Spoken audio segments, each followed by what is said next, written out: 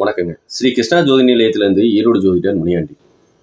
நம்ம ஜோதிட விளக்கங்களை கொடுத்துட்ருக்கோம். நம்ம ஜாதகத்துக்கு சார்ஜ் பண்ணுறது பார்த்திங்கன்னா, கட்டணமாக வாங்குறது ரூ. 200 ஒரு ஜாதகத்துக்கு வாங்கிட்டு இருக்குங்க. தேவைப்படுறவங்க தாராளமாக அலையுங்க. உங்களுக்கு உண்டான பலன் கிடைக்கும் அப்படிங்கிறத சொல்லிக்கிறேன். நம்ம தினம் ஒரு 11 ஜாதக கணக்கில் ஜோதிட விளக்கங்களை பார்த்துட்ருக்கோம். இப்போதைக்கு நம்ம பார்க்கக்கூடியது 14/11/1990 ஆண்டு பிறந்த ஜாதகத்துக்கு உண்டான பலன்களை பார்க்கலாங்க. நீங்கள் பிறந்து 35 வருஷத்தை பூர்த்தி பண்ணியிருப்பீங்க. நீங்கள் பிறந்தது புதன்கிழமைங்க.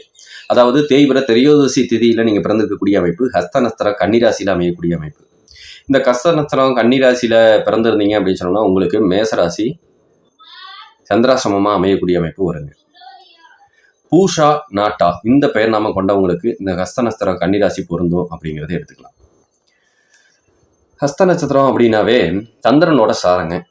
அது கன்னிராசியில் அமைஞ்சதுன்னா சொல்லவே வேண்டியதில்லை, சரிங்களா? தன்னோட நட்சத்திரத்திலேயே அவர் வந்து உட்கார்ந்துருக்க அமைப்பு புதனோட சாரம் இருக்கிறதுனால பல தொழில் பார்க்கக்கூடிய யோகத்தை கொடுக்கும். பல யோசனைகள் செய்யக்கூடியது, எதுலேயுமே ஒரு இரட்டத்தன்மை இருக்கும், சரிங்களா? இவங்க சில சமயம் நேர்மையை கடைபிடிக்கிறது கஷ்டம். நேர்மையை கடைபிடிச்சாங்கன்னா இவங்க ஜெயிச்சுக்கிட்டே இருப்பாங்க அப்படிங்கிறத சொல்லிக்கலாம், சரிங்களா? ஓகே. உங்களுக்கு உண்டான குபேர புள்ளி ரேவதி நட்சத்திரம் மீன ராசிலையும், அதிர்ஷ்ட புள்ளி திருவாதிரை நட்சத்திரம் மிதுன ராசிலையும் அமையக்கூடிய அமைப்பு சூப்பராக இருக்குங்க. இப்போ ஹஸ்த நட்சத்திரம் கன்னிராசியில் பிறந்திருந்தீங்க அப்படின்னா எடுத்த உடனே தசாபுத்தி சந்திர தசை உங்களுக்கு நடக்குங்க. அடுத்தது பார்த்தீங்கன்னா செவ்வாய் தசை ஒரு 7 வருஷமும், ராகு தசை ஒரு 18 வருஷமும், இப்போதைக்கு குரு தசை ஒரு 16 வருஷமும் உங்களுக்கு நடந்துட்டு இருக்கக்கூடிய அமைப்பு. இப்போ இந்த குரு தசை 16 வருஷம் உங்களுக்கு நடந்துட்டு இருக்கு அப்படிங்கிற பட்சத்தில் எந்த லக்கணத்துக்காரங்களாம் பாதிக்கப்படுவாங்க அப்படின்னு கேட்டிங்கன்னா, ஒன்று கடகலக்கணம், இன்னொன்று சிம்ம லக்னம், அடுத்தது ரிஷப லக்னம், துலா லக்னம். இந்த 4 லக்கணத்துக்காரங்க முழுசாக பாதிக்கப்படுவாங்க அப்படிங்கிற காரணத்தை எடுத்துக்கலாங்க. இது எப்படி பாதிக்கப்படுவாங்க அப்படின்னா, ஒன்று கடன், நோய், வம்பு வழக்கு பிரச்சனை, போலீஸ் ஸ்டேஷன், கோர்ட் வரைக்கும் எடுத்துகிட்டு போகக்கூடிய அமைப்பு எடுத்துகிட்டு போகும். இது காலசர்ப்ப தோஷத்தில் உட்காந்துருக்கிறதுனால சில சமயம் திருமணத்தை அமைச்சு கொடுக்காது, திருமணத்தை அமைச்சாலும் சேர்ந்து வாழ விடாது அப்படிங்கிற சூழ்நிலை. ஒரு சில பேத்துக்கு ஆண் வாரிசுகள் இருக்காது அப்படிங்கிற சூழ்நிலையை இது கொடுக்கும். இது கடன், நோய், வம்பு வழக்கு பிரச்சனையோ, போலீஸ் ஸ்டேஷன், கோர்ட் வரைக்கும் எடுத்துகிட்டு போகக்கூடிய சூழ்நிலையோ, ஒன்று வெளியூரோ வெளிநாடோ போய் வாழ வேண்டிய சூழ்நிலையும் கொடுக்குங்க. ஒரு சில பேர் விருப்பப்பட்டு திருமணம் பண்ணியிருந்தாலும் ஏன்டா கல்யாணம் பண்ணோம், அது வாழ வேண்டிய சூழ்நிலை இருக்குது அப்படின்னு சொல்லி வாழ வேண்டிய சூழ்நிலையும் இது கெடுக்குங்க, சரிங்களா? இதுவே நாடி முறைப்படி நமக்கு எப்படி இருக்குது அப்படின்னா, ஒன்று வண்டி வாகனம் வச்சு தொழில் பண்ணால் நல்ல லாபம், வண்டி வாகனம் சம்மந்தப்பட்ட ஃபைனான்ஸ் பண்ணாலும் நல்ல லாபத்தை கொடுக்கும். அடுத்தது பார்த்தீங்க அப்படின்னு சொன்னோம்னா டிரைவிங் சம்மந்தப்பட்டதும் நல்ல லாபம். கம்ப்யூட்டர் சம்மந்தப்பட்ட ஒரு சில பேர் வேலை செய்வாங்க, அதுவும் லாபத்தை கொடுக்கக்கூடிய அமைப்பில் இருக்காங்க. வண்டி வாகனத்தில் விபத்தை கொடுக்கக்கூடிய அமைப்பு நல்லாவே இருக்குங்க. கொஞ்சம் கவனமாக இருங்க. 4 வருஷத்துக்கு ஒருக்கவோ 8 வருஷத்துக்கு ஒருக்கவோ ஒரு விபத்தை சந்திக்க வேண்டிய சூழ்நிலையும் வரும்.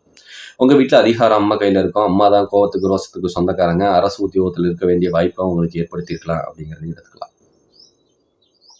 சரிங்களா? அப்பா நிலை இல்லை, மனசுக்கு சொந்தக்காரர், வருமானத்துக்கு சொந்தக்காரர் தான் சில சமயம் அப்பானால பிரயோஜனம் இருக்காங்க.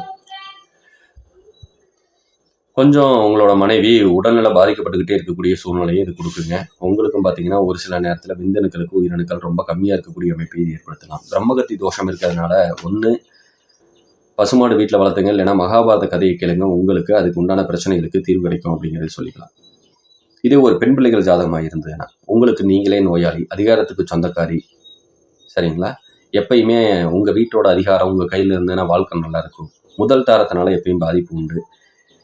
இந்த தேதியில் பிறந்தவங்களுக்கு முதல் தாரம் சில சமயம் தங்க மாட்டாங்க, 2ஆம் தாரம் தான் வாழ வேண்டிய சூழ்நிலையை கொடுக்கும். இல்லை அப்படின்னா ஒரு சில பேர் பரிகாரம் பண்ணியிருந்தாங்கன்னா அதுக்கு உண்டான பலன் மாறும் அப்படிங்கிறத எடுத்துக்கலாம்.